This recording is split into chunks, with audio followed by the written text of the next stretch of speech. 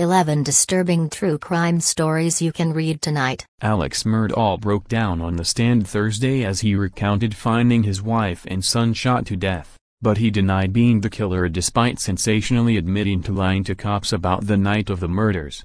The disgraced South Carolina legal science sobbed and struggled to speak as he described discovering the slain bodies of his wife Maggie, 52, and son Paul, 22, at one of their homes on June 7, 2021. "So bad," he said of the bloodbath. Murdaugh, who smirked when he was called to the stand, was adamant that he was not responsible for their murders. "I didn't shoot my wife or my son any time. Ever," he said after one of his attorneys held up guns and asked if he'd blown his son's brains out. Murdaugh shocked the courtroom when he admitted lying to cops that he'd not been at the kennels the night of the murders, confirming he was the voice his son caught in a Snapchat video that investigators say was filmed just 5 minutes before the bloodbath. "I did lie to them," he admitted 3 times of his statements to cops at the scene, and ever since then, he blamed his addiction to pills making him paranoid. "It could be anything that triggered it. It might be a look somebody gave me. It might be a reaction somebody had to something I did. It might be a policeman following me in a car," he told the Colton County Court. Some of the most horrific true crime stories come from serial criminals, killers, rapists, arsonists. But there are some crimes with behavior so bizarre, so unsettling, that they could prevent you from sleeping ever again. While many of these legendary tales get overshadowed by more infamous cases, these 11 terrible true crime cases of years past will remind you that horror comes in all different, terrible shapes and sizes. In February 1957, a college student stumbled upon the remains of a young boy in the woods of Philadelphia and reported his gruesome discovery to the police. The boy was found badly beaten and laid to rest inside an old bassinet box. His identity was unknown. Several people came forward with information relating to the case, but the police were not able to verify anyone's testimony. One woman, Martha, claimed that her abusive mother bought the boy. Under their roof, he was subjected to physical and sexual abuse. What made the police take interest in Martha's story was her knowledge of details that had not been released to the public. She claimed that shortly before the boy was beaten to death, he ate baked beans, which corroborated the autopsy. She also claimed that he was bathed before his death, which matched the coroner's finding of water-pruned fingers. Though Martha's testimony seemed to match the evidence, her substantial history of mental illness made her an unreliable witness. Another lead came from a psychic who accurately described a foster home near where the boy had been found, without ever having seen it. Remington Bristow, an employee at the examiner's office, followed the psychic's directions to the foster house. Inside, he discovered a bassinet matching the description of the bassinet box the boy was found in. He also found blankets similar to the one that was wrapped around the boy's body. Because there was no real incriminating evidence against the foster parents, Bristow's findings were dismissed as well. 62 years later, the case of the boy in the box has gone cold. Facial reconstruction technology has provided mock images of what the boy might have looked like alive, but no one has ever come forward to claim him. DNA and dental testing have also been attempted, with no success thus far. The identity of the boy in the box remains unknown to this day. 2. The Icebox Murders. In 1965, Fred and Edwina Rogers were living in Houston along with their grown son, Charles. The family mostly kept to themselves in their quiet neighborhood, especially given Charles's reclusive and antisocial behavior. In fact, many neighbors were not even aware that Charles lived at home with his parents, because he left the house each day before dawn and didn't return until well after nightfall. When a family member hadn't heard from the Rogers in several days, he called the Houston police for a welfare check on his elderly aunt and uncle. The patrolmen were unable to locate Fred and Edwina, but they noticed food sitting on the dining room table. They opened the fridge and noticed numerous packages of meat, neatly stacked atop one another. Then they noticed 2 human heads in the vegetable bin. Additional officers arrived on the stomach-turning scene and slowly removed the packages full of dismembered body parts from the fridge. The remains were that of Fred and Edwina Rogers. The police deduced that Edwina had been brutally beaten and shot, while Fred suffered forceful trauma to the head. His eyes had been gouged out and his genitalia removed. The couple's innards had been flushed down the toilet. Charles was nowhere to be found. Naturally, Charles was the prime suspect in this heinous crime. However, he seemed to have vanished off the face of the earth. Though the police were able to collect circumstantial pieces of evidence against him, Charles Rogers was never found. 3. Dorothy Jane Scott. Early in 1980, Dorothy Jane Scott began receiving threatening phone calls at work.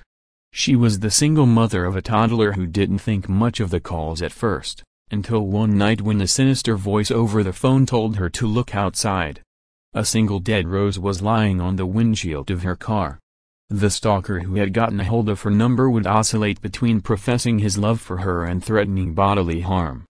Dorothy mentioned to several family members and friends that the voice over the phone sounded familiar, but she couldn't quite place who he was. She never got a chance to find out. One night, at a staff meeting, Dorothy noticed one of her co-workers looked ill. She and another colleague drove the man to a nearby hospital. The doctors said he had a nasty spider bite and needed a prescription. While the two co-workers were waiting for the prescription to be filled, Dorothy went out to the parking lot to get her car. It was the last time she was seen alive. Her co-workers testified that after she did not return, they went out to meet her in the parking lot. At that moment, they saw her car speeding away, so they assumed there was an emergency with her son. Dorothy never returned home to her son, nor did anyone hear from her again. 4 years later, her charred bones were found at a construction site.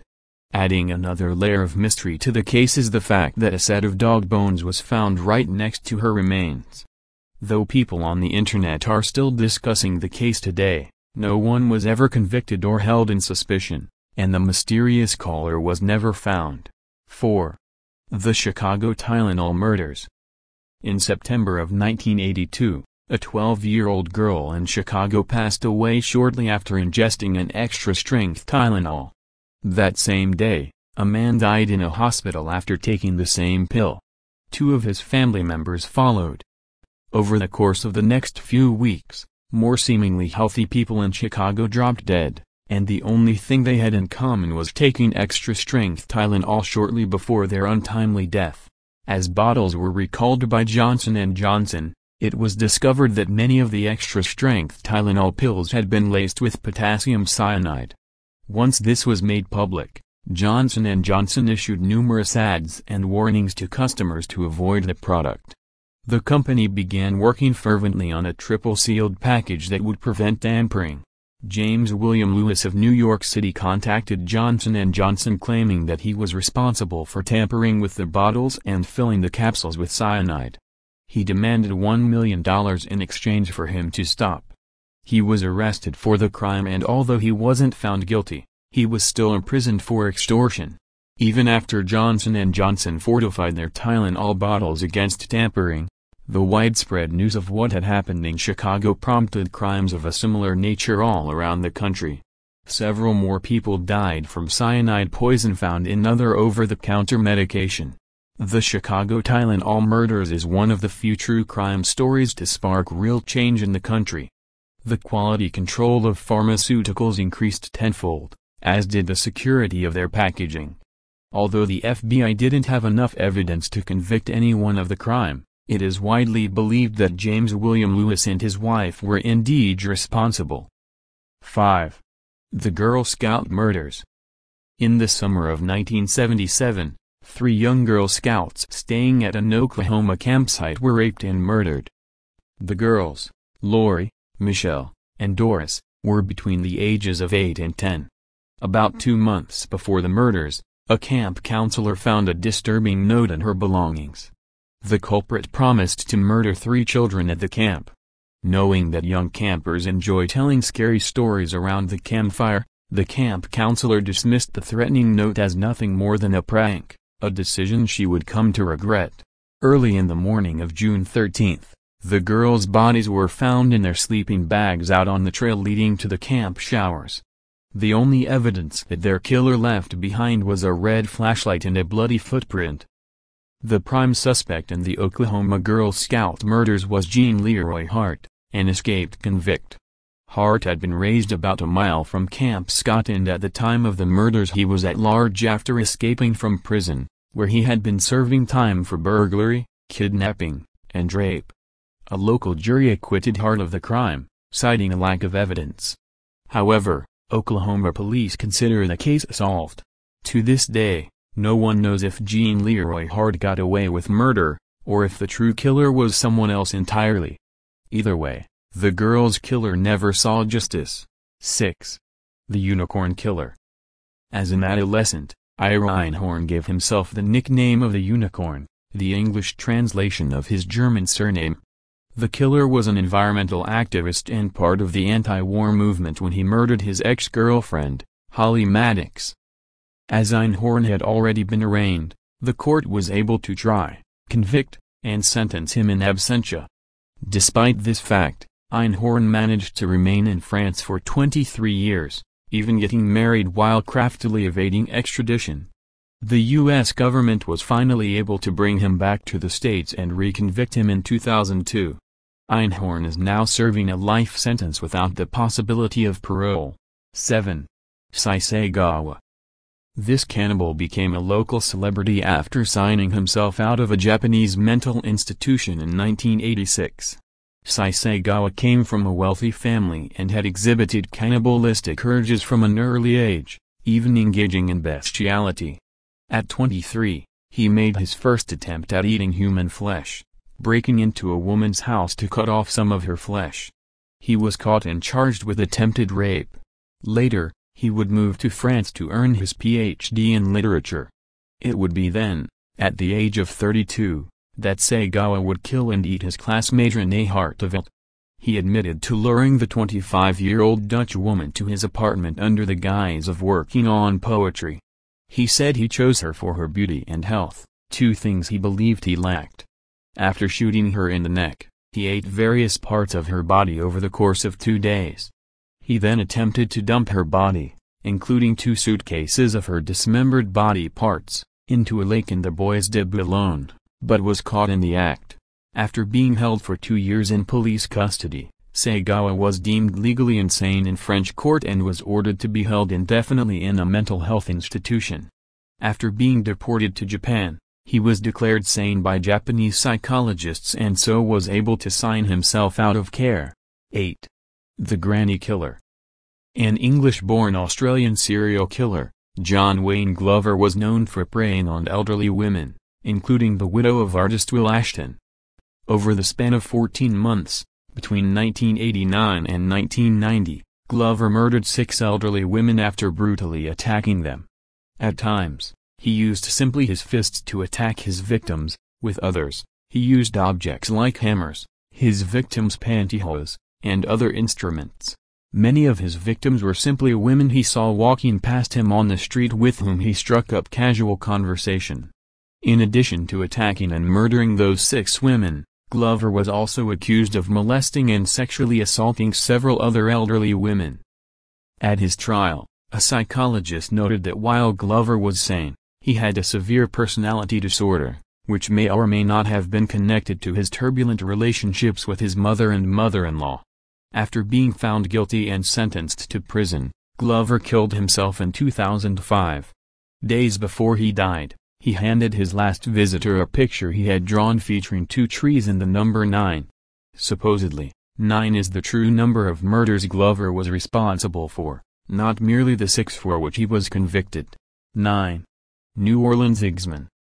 This American serial killer was active in the greater New Orleans area between 1918 and 1919. The majority of the murderer's victims were from the Italian immigrant community and were killed with an axe that belonged to them. The killer would access his victims' homes by removing a panel on their back door, then enter and murder them with either a straight razor or an axe. The brutal serial killer attacked at least 12 people total, most of whom were women. In March 1919, the unidentified killer sent a deranged letter from hell, where he described himself as invisible, even as the ether that surrounds your earth. I am not a human being, but a spirit and a demon from the hottest hell. In the letter, the X-Man stated the date and time of his next planned murder and suggested that the only way to stop him was to play jazz music. In response, the entire city filled its buildings and streets with the music's sound that night, and no one was murdered. The axe murderer would strike 3 more times before his activity eventually ceased. Today, the story of the X-Man has been repopularized thanks to a similar character in American Horror Story, Coven. Maddox disappeared in early September 1977 after stopping by Einhorn's Philadelphia apartment to collect her things following their breakup. Several weeks after Maddox's death, police questioned her ex-boyfriend about her whereabouts, to which he stated she had disappeared on her way to the neighborhood co-op. 18 months later, after neighbors began reporting a rancid smell, police found Maddox's body stuffed in a trunk in Einhorn's closet. Several days before Einhorn was supposed to stand trial, he fled to Europe.